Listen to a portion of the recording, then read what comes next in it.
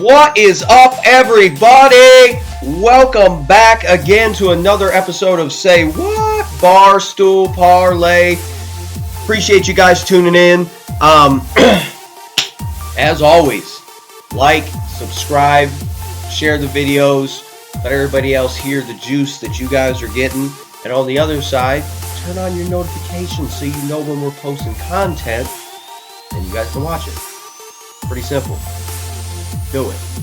Anyway, posted a video last night in the midst of my distraught after the Dallas debacle, as it will be known until the end of time moving forward, and just kind of talked about a bunch of broad stuff and broad issues / fixes and everything for Dallas. So saw a lot of you guys commenting and commenting about certain things.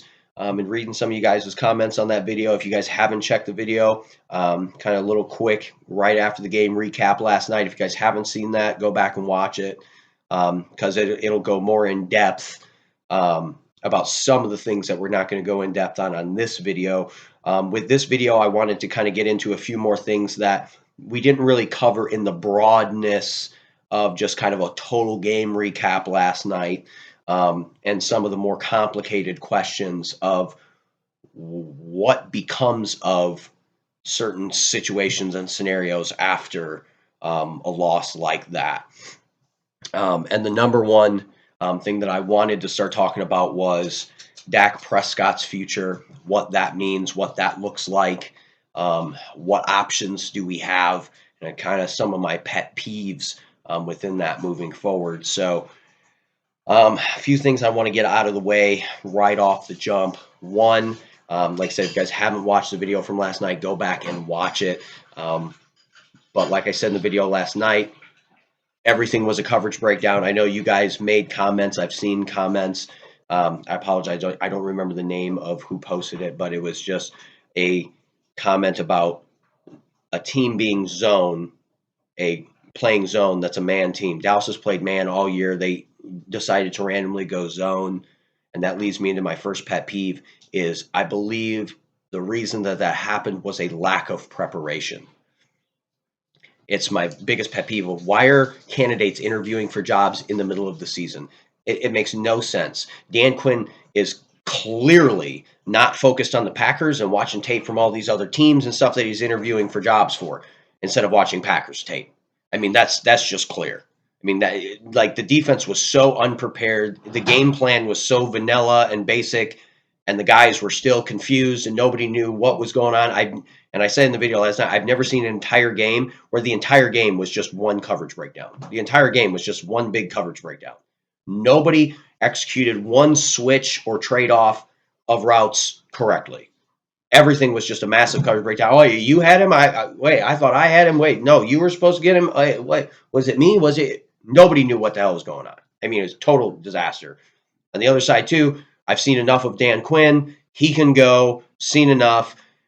And the coverage breakdowns, like I said, that's my pet peeve of you should not be able to interview candidates before the end of the season because then you get these scenarios. And if you guys go back and look, and I've seen it on some shows this morning, it's a great point that when you have these situations happen, as in coordinators up for head coaching jobs, you see it often. They have huge flops in the playoffs because they're more focused on trying to get their next job and everything set up than they are on the task at hand, the team they're playing that Sunday, Monday, Saturday, whatever the case may be. Instead of the Green Bay Packers, Dan Quinn's focused on the Seattles and the Carolinas and the Washingtons, and it's nonsense. And it happens in college sports too, and it drives me nuts there too. Head coaches, yeah, thanks for the season, guys. Good luck in the bowl game. I'm out of here. I hate that. It's bad TV. I don't know why college football allows it. I don't know why the NFL allows it. It's bad TV. Nobody wants to watch bad TV by a bunch of teams and staffs that are unprepared because they're focused on looking for their new jobs. It's retarded. And it also pours into the transfer portal as well. Hey, listen, guys, I'm the backup quarterback. Hopefully your starter doesn't get hurt. I'm a 5-star. Bye, I'm gone. And we've seen it literally this year with teams in the college football playoff. Texas's backup quarterback. Literally, I'm out of here. Hopefully yours doesn't get hurt because I'm gone. I mean, nonsense.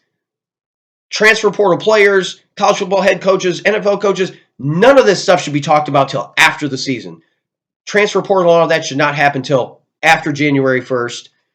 Coaching, you should not be able to talk to other universities' coaches till after January 1st. And in the NFL, you should not be able to talk to coaches and interview coaches until the Super Bowl, after championship weekend. I mean, it's total nonsense. It's absolute nonsense. Because say, Ben Johnson's a hot coaching candidate. Say these teams want to hire Ben Johnson, the Lions get to the Super Bowl. They ain't going to talk to him until after the Super Bowl anyway. He's not going to get the job until after the Super Bowl, so what's the difference? Anyway, other thing, McCarthy, I don't want to get too much into the McCarthy stuff. I talked about McCarthy last night. I'll touch briefly in the end of this video about some of the few candidates that I like and kind of and a new candidate that I didn't talk about last night, but after rethinking it and hearing some opinions, I actually like. But the big issue that I want to talk about today is Dak Prescott and the reason that we're in this situation and what happens with his future moving forward. Because I saw a comment, I believe on, like I said, yesterday's video, I believe it was Jimmy McMath, if I remember correctly. Shout out to Jimmy. Thanks for watching the video. Thanks for commenting, liking, subscribing. Thanks, Jimmy. Shout out to you. He said, well, we can't cut, trade Dak, whatever. You can't get rid of him. You owe him $59 million next year. And that's absolutely correct. So let's get that off top. You cannot cut him. You can't release him. You owe $59 million to the cap. That's done. You can trade him because you are going to give Dak Prescott an extension. Wait, what? No. After that game last night, no, we're not going to give Dak an extension. You have to, because you don't want $59 million on your cap next year if you're going to keep him. If you don't have a viable way to replace him, you're not going to put $59 million on your cap. So you're going to move forward. You're not going to put $59 million on the cap, which means you have to extend him. And with an extension, then you can move the money around and bring the cap hit down, whether that's be a signing bonus, adding more years on the deal, whatever the case is, you can bring the cap hit down. That also makes him a more likable trade target, because now the other teams, they don't want $59 million on their cap either. So now he's more tradable. It looks better when he's a better candidate on the market. So you're going to extend Dak Prescott whether you want to keep him or not, because it's the only way to move forward, even if you don't want to keep him, because you have to bring the cap hit down via an extension. So that's part one. Part two is I want you guys to remember we are in this situation, and it is a much more difficult situation this year than it was in previous years. Because in previous years, you had an opportunity to get Tom Brady and let Dak walk, and you didn't. And you could have already had draft picks and stashed a really good quarterback that you like behind Brady, learned him for 2 or 3 years, and who knows? I mean, Bucs went to the Super Bowl. You might have went to the Super Bowl. Cowboys roster was loaded. So you had an opportunity for Tom Brady, you pass. You could have traded for Matt Stafford. And let's be real here, guys. That would have been a very doable trade. Do you think Dak Prescott wasn't more highly regarded at that time? And especially at that point, and even still, it's kind of, at that point, it wasn't even a conversation between Dak Prescott and Jared Goff. It was, Jared Goff's on his way out in LA. He can't play. And then they traded Matthew Stafford for Jared Goff. You think the Lions wouldn't have done that deal in a second? Trade him to Dallas for Dak Prescott? Yeah, they would have. Absolutely. Could have had Stafford? You passed. Could have had Goff? You passed. I mean, there's been opportunities to get out of this. You could have traded Dak for a draft pick and tried to move up in the draft for a quarterback that you liked, and you passed. I mean, these situations, there were ways out, and you opted not to get out. So that's why we're in this situation in the first place. Now, moving forward within this situation, I'd love to hear from you guys, what quarterbacks are on the market in free agency. I'm not really seeing anybody I like in free agency over Dak. On the other side, is there a quarterback somewhere that you think you could trade for? I'd love to hear you guys' opinions in the comments and who you guys like and what your trade ideas are. And maybe we'll do a video on that. We'll read the comments. We'll see what type of trades you guys put together, and we'll talk about those trades and kind of go over all of them and the realistic and would it be a good idea? Would it not? Does the cap numbers work? And we'll talk about that. But moving forward, to me, the only realistic option moving forward is you have to be able to move up in the draft, however that may be, move up in the draft and try to get Michael Penix or Bo Nix, who I believe are the two best quarterbacks in this draft. Not Caleb Williams, not Drake May. I'm not going to go down the rabbit hole of why I don't like Caleb Williams. Drake May lost a bunch of games this year. He's overrated. Oh, you got a big arm. I don't care. Caleb Williams threw 5 picks against Notre Dame. It was the only top 10 defense he ever played. He doesn't know coverage. He can't read defenses. All his backyard football stuff is not going to work in the NFL.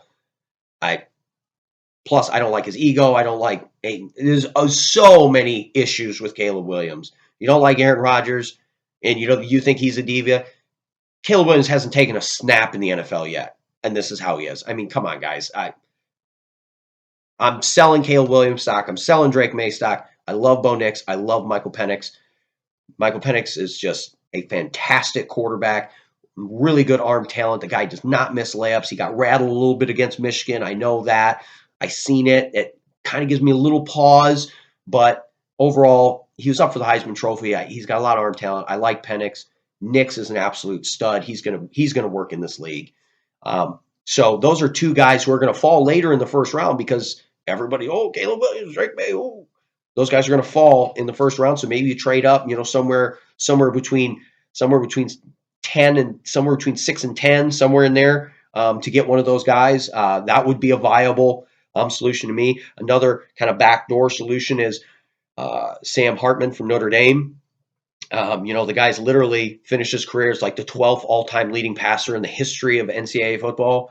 And he had, some issues where late in games, Notre Dame wasn't that talented this year. They had opportunities to win games and they got behind and they struggled at points, and he tried to be Superman and do a little bit too much. But Sam Hartman, I think, has more arm talent than anybody coming out of this draft.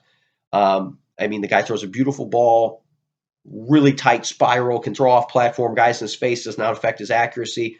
Really like Sam Hartman, and he's probably going to slide as a 3rd, 4th round pick. So you could always do that too. Take a guy like Sam Hartman, a developmental guy who's older, more mature, more ready to play, and see what you got there. Trade Dak later, going in towards training camp, something like that. So those are some options there. But yeah, guys, you're kind of in a bad spot.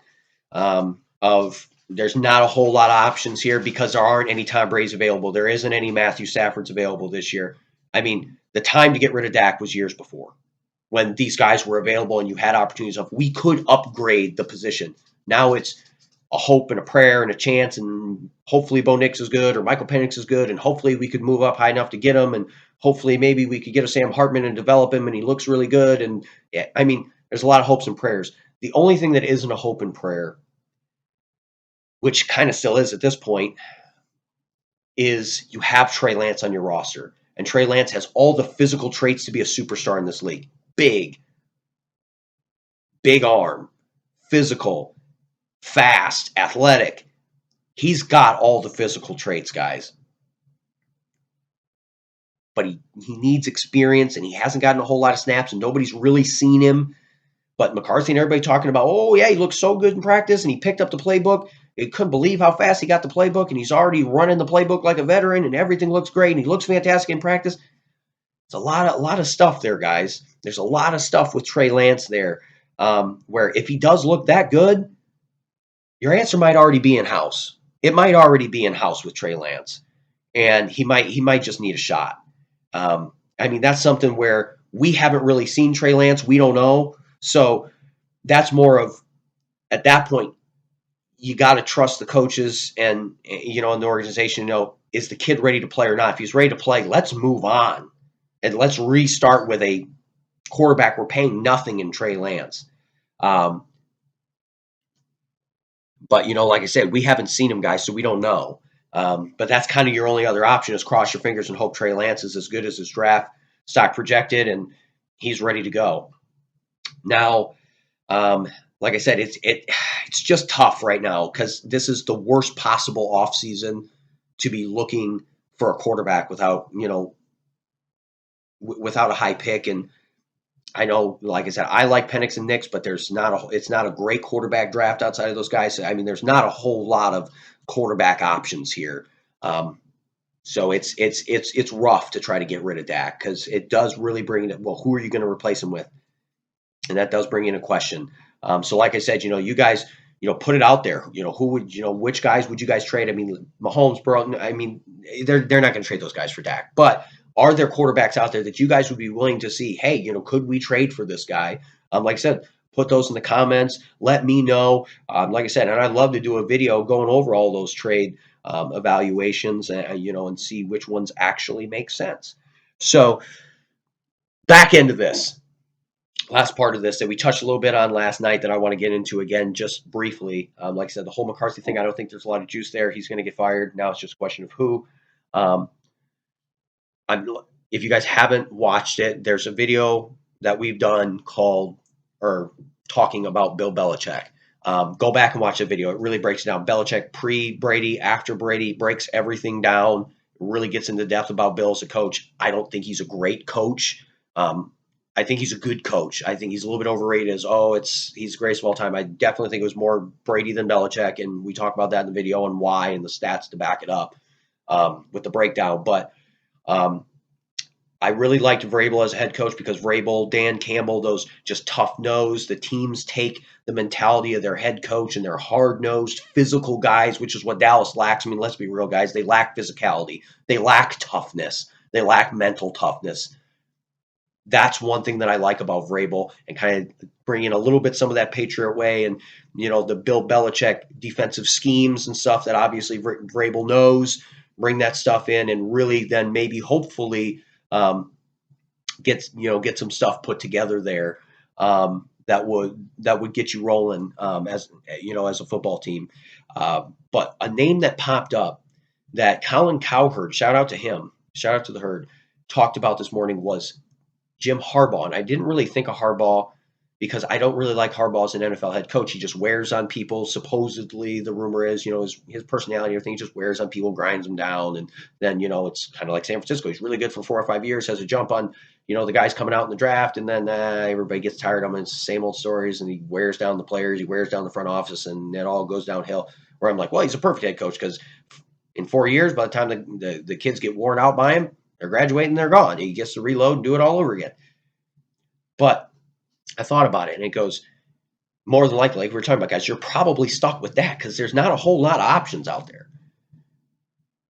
Jim Harbaugh brings discipline, the hard-nosed physicality. I mean, look at that Michigan team. They're physical. They will beat you up at the line of scrimmage. He brings the physicality, the mental toughness that this team is lacking. But he's also an offensive coach, which is key.